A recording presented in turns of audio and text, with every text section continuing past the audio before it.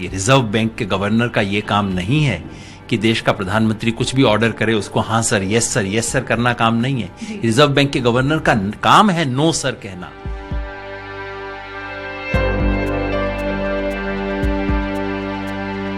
नोटबंदी का घोर विरोधी नहीं हूं, लेकिन ये जो आप कर रहे हैं, रिजर्व बैंक की साख को जो नुकसान पहुंचा रहे हैं, इससे देश को बहुत नुकसान होगा।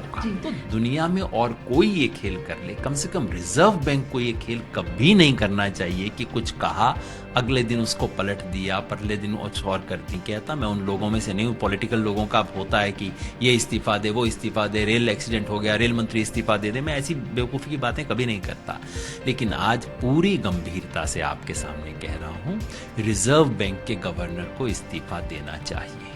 लेकिन आप एक तरफ कहते हैं कि 30 तारीख तक आइए, जल्दी ना कीजिए, और फिर कहते हैं कि इतनी देर से क्यों आ रहे हो, एक्सप्लेनेशन दो। मजाक बना दिया आपने रिजर्व बैंक का। और इसलिए रिजर्व बैंक की साख को कम करना, इट्स ए क्रिमिनल ऑफेंस।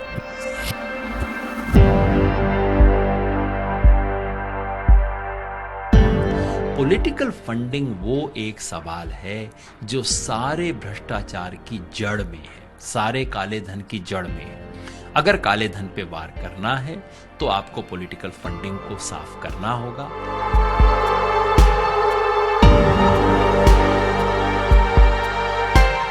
पहला हम कह रहे हैं, इस साल जो भी पार्टी 500 और 1000 रुपए के नोट डिपॉजिट करवाती है, 31 दिसंबर को उसका घोषणा होनी चाहिए किस पार्टी ने कितने नोट जमा करवाए। दूसरा, इस साल स्पेशल ऑडिट होना चाहिए सारी पार्टियों का, सारे एमएलए एमपी का, कि इनके फंड्स कैसे थे, इनके फंड की इस बार एक स्पेशल जांच होनी चाहिए। तीसरा, देश में अकाउंटिंग प्रोसीजर्स, जिसके लिए इलेक्शन कमीशन बार बार कह चुका है कि जैसे दुकान को बही खाता रखना होता है, जैसे किसी एनजीओ को रखना होता है, वैसे पार्टियों को भी एक स्टैंडर्ड बही खाता रखना पड़ेगा।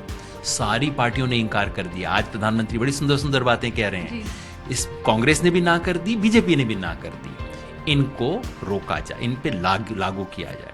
और चौथी बात, ये 20,000 तक का गुप्त दान लेने की प्रथा बंद की जाए।